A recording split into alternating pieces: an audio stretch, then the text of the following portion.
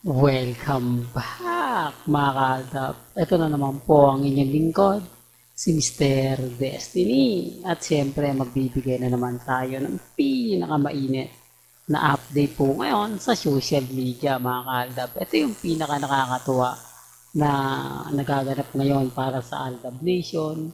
Dahil kahit papaano mga kaltap, unti-unti na pong nagkakaroon tayo ng masasabi nating yung pagpapasaya. Di po ba? Na alam naman po natin na marami talagang nagre-react, marami talaga nagko-komento at sinasabi nga po nila na itigil na nga po raw daw natin. Marami na raw pong nasasaktan, marami na nga po raw na kumbaga o marami na raw pong tao naguguluhan. Hindi daw po nila alam kung sino yung paniniwalaan nila, hindi nila alam kung sino nga po ba talaga yung taong nagsasabi ng totoo at nagsasabi ng fake news. Well, sa punto na yan, hindi naman po tayo nagsasabi ng fake news, di po ba? Kasi galing naman po mismo sa social media. Gaya nga po ng pagkikita ni Mengay sa bench. Bakit yan itinatago? Bakit hindi yan pinakita man lang ng mga crew, di po ba, mga utility man na naandun, na nag-aayos nga po ng shoot. Bakit talagang hindi siya lumabas? Yan ang sinasabi natin na kapag utos po ng management, kahit gusto mo ay talagang hindi talaga po pwede. Kasi po pwede mong picturean si Alden eh. Po pwede mong picturean si Main. Di po ba? Tapos ipopost mo siya sa profile mo. Pero hindi nga po ganun nangyari. Di po ba? Pero ito para lang klaro pansinin nyo po yung mga photoshoot ni Alden at ni Main. Hindi po ba may mga behind the scene na nilalabas yan?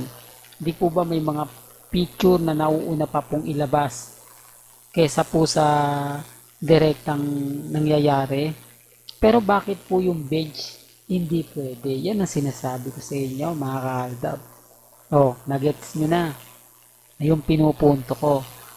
Naintindihan nyo na po yung ibig kong ipahiwatig at ibig kong sabihin na kapag sina Alden at si Main, bawal na bawal po talaga. Kaya nga po walang update sa kanila, walang ganap sa kanila kasi nga po pinagbabawal. Hindi nga po mabanggit ni Mengay o ni Alden yung mga bagay-bagay patungkol po sa kanila ni Main Mendoza. Ganon din naman po si Main. Di po ba? Common sense na lang po. Sabi ko nga po sa inyo kapag nagpapakita ako ng mga ganitong picture, mga video, marami natutuwa. Pero mas marami naiinis. Hindi po ba? Naiinis sila kasi alam po nila ng mga panahon na yan. Lalo na po yung mga Alden fanatics at mga Main fanatics, kinikilig pa ng mga panahon na yan. Masaya pa sila ng mga panahon nila yan. Lalo na po yung 2016. Grabe, diyan mo makikita talaga yung sigalot ng buong fandom na wala kang palalagpasin simula kumbaga January 1 hanggang 20 hanggang December sa Itbulaga. Yan yung mga panahon na talagang dumaragsa at dumarami po ang mga taong nagmamahal kila Mengay at kay Alden. Tapos sasabihin nila wala daw po akong alam, puro lang daw po ako panggap, di ba?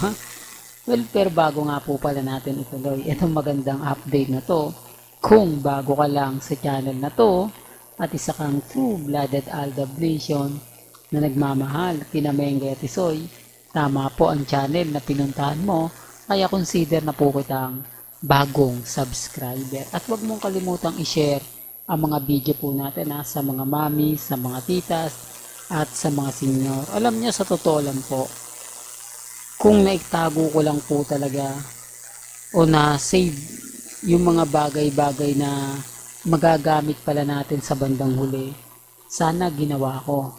Sana isa po ako sa nagtago at nagtabi para po malaking sampal at insulto to sa mga taong nagsasabing walang relasyon sila Mengay at si Alden na magkaibigan lang po sila.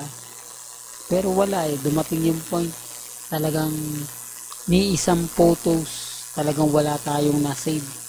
Yung iba lang po na talagang, pero mas marami pa po dyan lalo na po kay Jude Palaboy kasi simula po barangay one for all for one.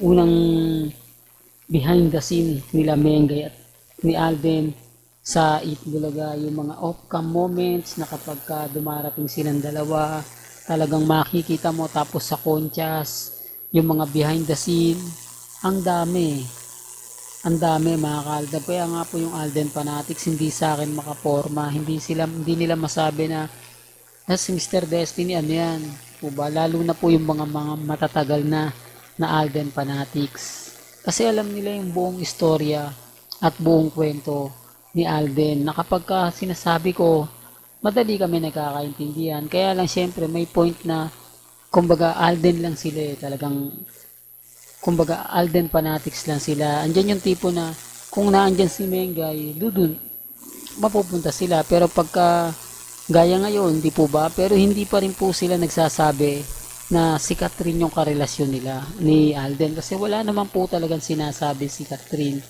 na nililigawan siya ni Alden. Wala naman po sinasabi si Alden na nililigawan niya si Catherine. Di po ba? Kaya wag daw pong umasa na may mga ganong issue. Kasi halimbawa nga po, sabi ko nga po sa inyo, pagkatapos po ng pelikula, pagkatapos po ng movie, o nagkaroon na ng tape ng promotion, natapos na, pumunta ng mall, pag itchapwera na yan, walang masasaktan. Hindi nila pwedeng sisihin si Alden, hindi rin nila pwedeng sisihin si Catherine, at lalong-lalo na po ang management gaya po ng ABS-CBN at GMA Network. Tanging ang masisisi lang po nila yung mga vlogger, yung mga naggumagawa ng content, at yung mga taong nagpakalat, tipo ba? Pero madali lang naman pong lagpasan yan. Kumbaga, hindi na yan i-content nila Iba naman yung i-update nila. Ibang issue naman. Kung ano yung trending, kung ano yung pinag-uusapan, dun sila babaling. Kaya madali lang pong makalusot. Kaya nga sabi nila, i-content ko po raw yung mga kaganapan kay Alden, kay Catherine. Mas dadami daw yung viewers ko dahil updated ako. Mas madali ko daw nakukuha yung mga impormasyon kaysa sa kanila. Actual daw po daw tayo pag nagbigay ng update. Kung ano yung nangyayari kay Alden, kung ano yung nangyayari kay May. Hindi daw po tayo nahuhuli. Pero gaya ng sinabi ko, ako, focus lang po talaga ako kay May, kay Alden. 101% Aldab po ako. Well, hanggang dito na lang po ang ating latest updates. Kaya kung gusto nyo pa po ng pinaka-latest at sariwang update, abay tumutok lang po kayo dito po sa channel ni Mr. Destiny para updated kayo sa mga latest at sa mga bagong video po na ilalabas po natin maya-maya lang. Hanggang sa muli, salamat po sa panonood at pakikinig.